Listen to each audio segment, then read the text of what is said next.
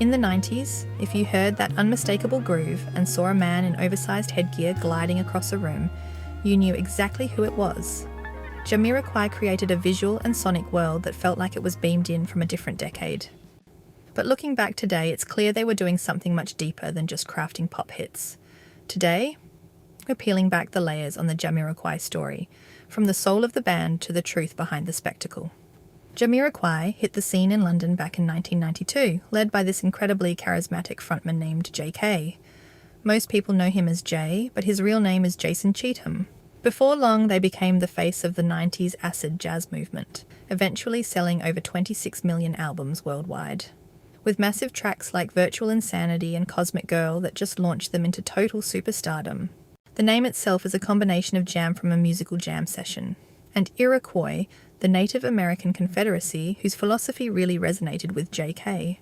And their sound was a groove-heavy blend of soul, 70s disco, rock and electronic music, and unlike a lot of pop acts back then, their early stuff was really focused on things like environmentalism, social justice and anti-war politics. You'll often hear people ask if Jamiroquai was actually a band or just JK by himself, and that confusion was almost built into the way they were marketed from day one. JK actually signed the huge 8-album contract with Sony as a solo act, which basically meant he had total creative say, all the financial leverage and the final word on the lineup. Because he was always the face on the cover, and usually the focus in the videos, it became really easy for all of us to forget there were other people involved. But the early magic really came from a core group of guys. In fact, they recorded their breakout debut single, When You Gonna Learn, in late 1992 and released their chart-topping debut album Emergency on Planet Earth in 1993. With JK on lead vocals and chief concept creator, Toby Smith was on keyboards, and a significant co-creator and JK's primary collaborator providing those signature piano chords. And right before the album sessions, Stuart Zender joined on bass and delivered those iconic slap and finger style bass lines, along with Nick Van Gelder on drums and Wallace Buchanan, who played didgeridoo, giving the band their distinct tribal acid jazz edge. Fans usually point to the years with Toby on keys and Stuart on bass as the golden era. That trio wrote and performed the band's biggest records, including The Return of the Space Cowboy in 1994 and Travelling Without Moving in 1996. In 1998, the departure of Stuart marked a major turning point for the band. While initial statements mentioned a desire to focus on family life, the reality was that the group had reached a crossroads regarding royalties and creative direction. It was a difficult transition for the group, but Stuart went on to continued success, working with the likes of Mark Ronson, Adele, and even recorded with Stevie Wonder. In 2002, Toby decided to also leave Jamiroquai to spend more time with his family. He went on to build Angelic Studios, a high-end music retreat in the English countryside where a massive roster of major British and international chart toppers have booked sessions. Sadly, Toby passed away in 2017 at age 46 after a private battle with cancer. Toby's legacy is one of great music that extended well beyond just Jamiroquai. During this time in the 90s, JK in particular also became a bit of a fashion icon to some. He often contrasted casual sportswear and oversized theatrical hats. His headgear was his signature, which earned him many nicknames such as the Buffalo Man or Mad Hatter. It included towering fleece top hats, oversized beanies, buffalo horns, and Native American-inspired feathered headdresses. And because Jay is a smaller guy, the big hats helped make him instantly recognizable from the back of an arena. His 90s style was inspired by skater and hip-hop culture, often wearing oversized Adidas tracksuits, fleece zip jackets, and classic Adidas trainers. And as the band grew, his look incorporated more high-end luxury, bridging the gap between gritty street dancer and wealthy rock star. It is worth noting that some Indigenous critics have called out Kay for reducing sacred regalia, like the feathered war bonnet he wore, to a fashion statement. Jay always defended it by pointing to his deep fascination with Indigenous philosophies and his use of the platform to speak out against environmental destruction and the genocide of Native Americans, like in the track Manifest Destiny.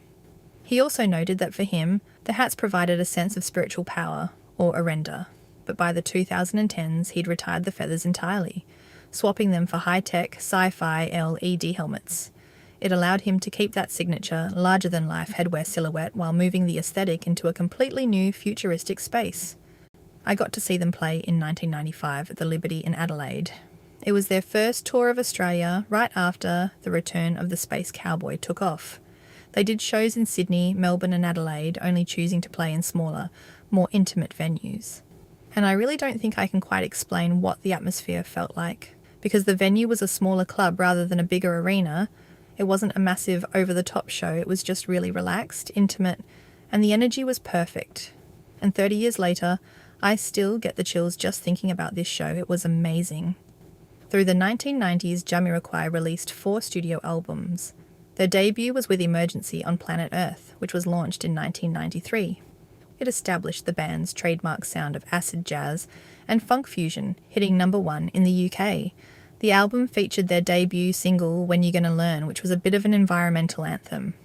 The Return of the Space Cowboy then launched in 1994 with a slightly darker, more complex jazz fusion sound. It features the title track Space Cowboy, which became their first #1 hit in the US. And in 1996 they released Traveling Without Moving, which became a massive global breakthrough with Virtual Insanity and Cosmic Girl.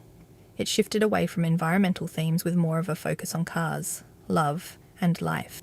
They finished out the 90s with their album Synchronized in 1999, which moved away from traditional acid jazz, pivoting more into electronic disco and techno-funk.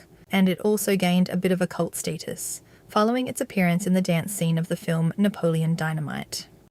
A really genius moment in the Jamiroquai journey was their Virtual Insanity music video.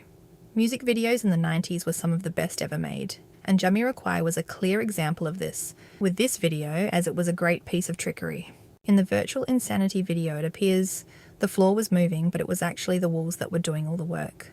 Directed by Jonathan Glazer in 1996, the video shows JK gliding effortlessly across a room, with sofas and chairs sliding past him as if he were on a conveyor belt. But in reality, the room was a massive empty cage built on wheels. While the studio floor stayed perfectly still, the crew physically pushed the walls around, and the furniture was attached to those moving walls with hidden guide wires, creating a perfect illusion of motion. And the whole thing only worked because of JK's incredible movement, choreography, and spatial awareness. He had to dance, spin, and dodge moving furniture while walking against the motion of the walls. If he'd misjudged his footing by even an inch, it would have been a disaster. And he performed it all in real time with zero CGI or green screens. That minimalist, practical approach is why it looks just as futuristic today as it did 30 years ago. And if you want to watch the full music video, along with the music, I've linked it in the description because I think it's an absolute must-watch. But by the early 2000s, things changed. The musical industry shifted toward more manufactured teen pop, nu metal, and aggressive hip-hop. Internet piracy was also hurting album sales, making it harder for live bands to sustain their commercial backing. Plus, that huge 8-album Sony contract kept JK in a relentless cycle of recording and touring, and by the 2005 release of Dynamite, he was completely exhausted. He had a public falling out with Sony over poor promotion and finally parted ways with them in 2006. Also during those peak years, Jay struggled behind the scenes with addiction. He eventually got clean in 2003, which brought a shift away from the chaotic pop star life. Once he was free from that pressure, the band naturally slowed right down, taking a few years between records like Rock Dust Light Star and Automaton. Today, 30-plus years later, they're still an in-demand touring act, selling out arenas in minutes because their 90s catalogue has proven to be absolutely timeless. Critics who once dismissed them as 1970s revivalists may have missed the mark, and lyrically, they were way ahead of their time. But they are far from a museum piece. In February 2026, they signed a massive new global deal with BMG and are currently finalising their 9th studio album, their first in 9 years. They're also travelling the globe with their Heels of Steel tour, playing a phenomenal mix of their career highlights. That said, for those of us who lived through it, their 90s work remains the absolute peak. There was just something about that era, the production, the message, the style, and the raw energy that hasn't quite really been seen since. And if I had to pick my favourite tracks, I'd probably say it's Stillness in Time and Space Cowboy. And as the 90s produced some of the best music videos, my favourite Jamiroquai music videos are of course Virtual Insanity, Space Cowboy, and Cosmic Girl. There's something so simple about Cosmic Girl, but I love watching it with Jay singing with Stuart in the passenger side of a purple Lamborghini driving through the mountains of Spain. It's just, I don't know, cool. I've linked them all in the description below so you can see exactly what I mean. And you know, I love a good story from the 90s. So if you have memories about your Jamiroquai experience, I'd really love to hear it in the comments below. Thanks for watching, and I'll see you in the next video.